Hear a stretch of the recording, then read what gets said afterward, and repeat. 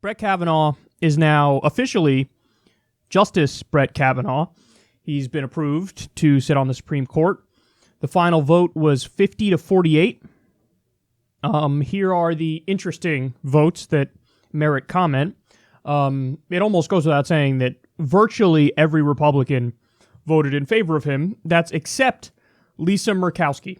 She was the one who voted against him, senator from Alaska. But Jeff Flake, for example, voted for him. Now, what did I tell you? Don't fall for his shtick. Never fall for his shtick. He's a bullshitter. His whole thing is, I'm the more reasonable, moderate, centrist Republican, so you guys can all like me. I'm not like Big Bad Trump. But as we've explained on this show before, I forget the exact number, but within a point or two, Flake votes with Trump 86% of the time. So that's an act. He just has, I have a different demeanor than Donald Trump. I don't do mean tweets. I pretend to listen to people and be concerned about them and their lives. And then I end up voting in a standard douchebag Republican way. So don't fall for his shtick. Never fall for his shtick. It's nonsense. Susan Collins also gave a long, meandering 45-minute speech where she ultimately announced, I'm going to vote for Brett Kavanaugh. So those are the interesting ones on the Republican side and how they voted. Every single Democrat except Joe Manchin voted against Brett Kavanaugh. Joe Manchin is pathetic. He thinks that maybe if I support Brett Kavanaugh, then I'll get Mike Pence and Donald Trump off my ass in this upcoming election. No, you idiot. They've been doing rallies against you. Manchin votes with Trump 61% of the time. That's an actual number. 61%. And Mike Pence and Trump have gone to West Virginia to give rallies against Joe Manchin. They're never going to support you. Which then, leads to the conclusion, it's not only just a political calculation on Manchin's part. Maybe he actually agrees with Brett Kavanaugh. And maybe he actually likes his right-wing judicial philosophy. Now, going back to Flake for a second, I've warned you guys not to fall for it, and I also warned the Democrats not to take this strategy, because what did the Democrats do? They only focused on the sexual assault allegations. Now, I'm of the mindset that you can talk about that, and that can be part of your resistance, so to speak, but it cannot be the only thing you talk about, because if you only talk about sexual assault allegations, then what happens? You're making it so that if you give the Republicans a little inkling of, maybe it didn't happen, or, whatever, then you're allowing them, letting them off the hook and saying, well, obviously we all agree if he didn't do sexual assault or attempted rape, well, then he should sit on the court because he's perfectly qualified. And I warned them from the beginning, don't do that, because what's going to happen? They said, all we want is an FBI investigation, and then if we get our FBI investigation and it clears them, okay. Well, what happened? They did a very limited 1-week FBI investigation. Donald Trump limited the number of people the FBI could talk to. Furthermore, I don't even think the FBI wanted to know the truth or really wanted to look into it. So it lasted, 4 days maybe? The FBI investigation, where they didn't even talk to people who were screaming at them and saying, I have stories of Brett Kavanaugh that are really important. Come talk to me. They didn't talk to them. The FBI goes, oh yeah, nothing to see here. Totally fine. And then that allowed Jeff Flake to come out and go, see, I told you I was fair and reasonable. I heard out the FBI. I said I'd support an investigation. But now his name is cleared. So now obviously I'm going to vote in favor of him. You dumbasses on the Democratic side. What the fuck is wrong with you? I told you have to diversify your attacks against him. You can't only talk about the sexual assault allegations. You also need to talk about, for example, all the Republicans say that you guys love small government. Well, guess what? Brett Kavanaugh ruled in favor of warrantless, unconstitutional, illegal NSA spying. You say you like small government. Well, Brett Kavanaugh wants the government to spy on everything and everybody. So, okay, you're in favor of Brett Kavanaugh? Why do you despise the Fourth Amendment? Why do you despise the Constitution of the United States of America? Brett Kavanaugh thinks that Donald Trump might be able to pardon himself. That's insanity. That means that rule of law does not apply, and we have an emperor dictator running the country because he can get away with whatever he wants to get away with at any time because he has the ability to pardon himself. So, I didn't know you supported the end of Western civilization and the Enlightenment and Magna Carta and the Constitution as we know it. These are some of the arguments you could use against, and the list goes on and on, guys. I mean, I've gone through his unlike, unfortunately, many on the left, I have gone through his record with a fine-tooth comb, and there's virtually nothing redeeming in his record at all. I mean, this guy, he sides with corporations 87% of the time. They didn't bring that up once in their resistance against him. Not once. And so what happens? When the FBI goes, I guess there's nothing to see here. Then they're like, oh shit, I guess we don't have anything to try to say in order to fight back. And the other thing is, they didn't even try to delegitimize the process. Merrick Garland, they didn't even have a fucking hearing for over a year. This asshole gets a hearing right away, perjures himself a zillion times, and then they just jam him through, and nothing from the Democrats about, you do know that this process is totally illegitimate, right? You do know that according to your own standard, you said you can't even have a hearing on a Supreme Court nominee in an election year. Well, guess what, bitch? It's an election year. So what are you doing? By your own standard, we can't even have hearings on him. Hey, after you had the hearings, he just fucking committed perjury 13 times. Here's the list of how he committed perjury. I guess you guys are in favor of having a liar on the court. I guess that's what you're in favor of. You're in favor of rampant, disgusting, brazen liars who are pathological liars, and you want these people on the court. I thought you guys said that, this is a neutral, objective, non-apolitical court, and we need to keep it that way. Well, this guy was out there rambling. On top of committing perjury, he was blaming the Clintons for the sexual assault allegations against him. He made crystal clear, I'm going to be a hothead, far right-wing justice, and you guys supported him. There were so many things they could have said. And by the way, the fact that Schumer couldn't even hold his fucking caucus and he couldn't chip away at Manchin to keep Manchin on his side, that's beyond embarrassing. Schumer should have been able to keep Manchin on his side, and he should have been able to not only get Murkowski, but also get Collins and get Flake, and maybe chip away and get one or two others. It is unbelievable how badly the Democrats failed here. And don't worry, I'll get to the Republicans in just a little bit. Now, there's another person who we need to talk about because he's a shameless con man and an asshole and a charlatan and a grifter. And him interjecting himself into this made it so that the Republicans had a better counter-argument than they would have had otherwise. I'm talking about Michael Avenatti.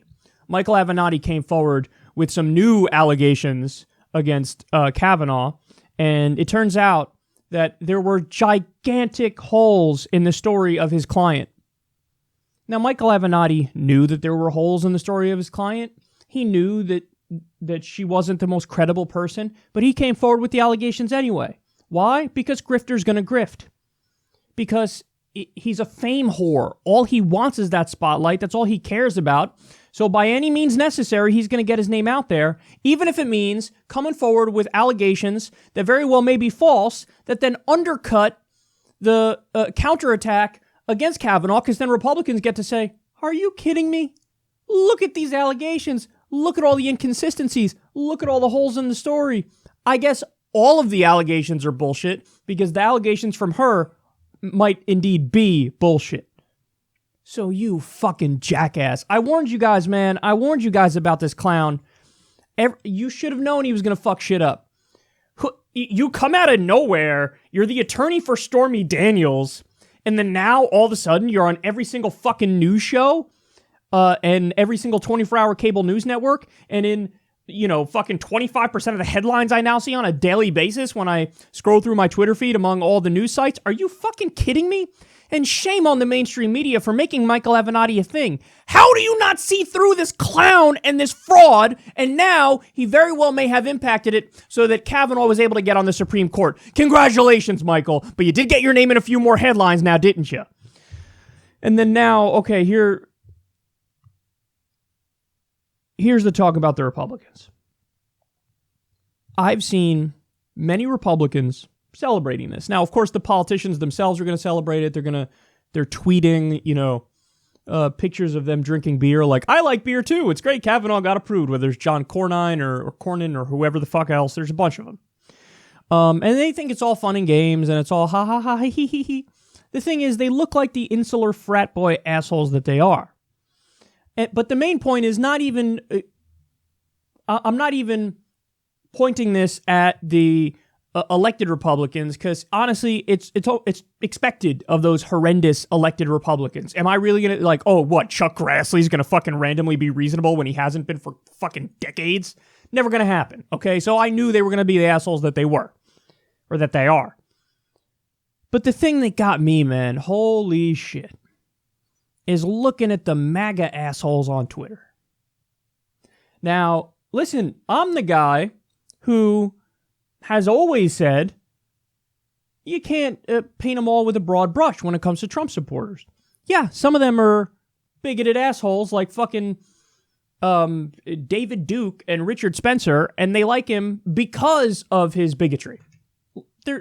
But there's a plethora of reasons why one could have supported Trump, and many of the people, particularly in the Rust Belt, were people who liked his economic populism. Hey, I'm never going to cut Medicare and Social Security. Hey, I want to keep your jobs here. No more outsourcing. NAFTA is terrible. TPP is terrible. I'm for the working man. This is some of the stuff that Trump talked about. The thing that makes absolutely no sense, and it's embarrassingly so, is that there were people in the MAGA crowd who were part of the, working class coalition, if you will, the people who actually supported Trump because of his economic populism. The people who loved Drain the Swamp were now cheering for Brett Kavanaugh to be on the Supreme Court. That makes absolutely no sense. You've been duped. Brett Kavanaugh is the swamp. He was in the Bush administration. He's a pampered prep school prick who's always had a silver spoon in his mouth. He's a liar. He lied nonstop, even about things like getting into college. His granddaddy went to Yale, and then he got in as a result of that. He was a legacy, and he said, I made it myself. I never had any help. This guy is an establishment elitist insider through and through. He's the epitome of the establishment. Not just in his upbringing, but also in ideology. This is a guy who thinks all of Obamacare is unconstitutional. This is a guy who says the EPA does not have the ability to regulate greenhouse gas emissions. This is a guy who, through and through, in every imaginable way, rules against the will of the people and in favor of corporate power and the oligarchy. And people who are part of the Make America Great Again, Drain the Swamp crowd are cheering this asshole on. So listen, here's my question for them. Which is it? Do you agree with campaign Trump or do you agree with governing Trump? Because you can't have both. You have to pick one. Do you agree with the Drain the Swamp, I'm an economic populist or rhetoric Trump? Or do you agree with the I'm an establishment insider Trump, who picks other establishment insiders who were Bush administration alumni, picks them to go to the Supreme Court? Do you agree with that Trump? Because again, you can't have it both ways. It's one or the other.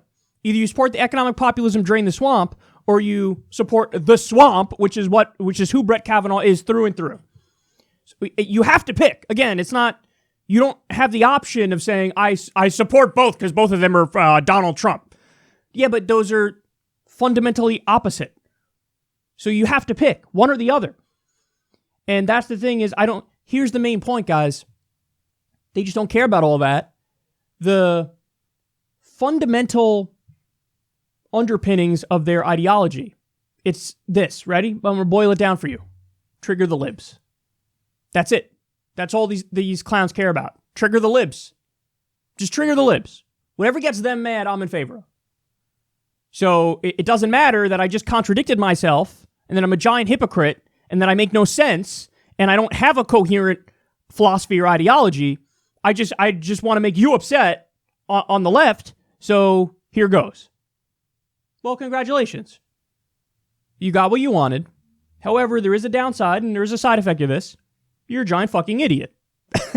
Like, I want to be kind to you and I want to try to interpret your actions in the most positive light possible, but there is no other interpretation. You're a fucking idiot. It's that simple. Again, I'm trying to be nice, but you can't, because what are you going to do? You have to look at the facts as they are and judge it accordingly. And the reality is, you have no ideology. You're a vapid, vacuous, empty vessel who's playing for a team. You're a tribalist moron, and you're too dumb to realize it. That you're playing for the red team, and your whole philosophy is just, I want to trigger the other side. Well, you did get that accomplished, so congratulations. But I hate to inform you that you're also just a giant dumbass. And now you're, actively cheering on a far right-wing, super elitist ideology that's terrible for workers, terrible for the country, and honestly terrible for the world.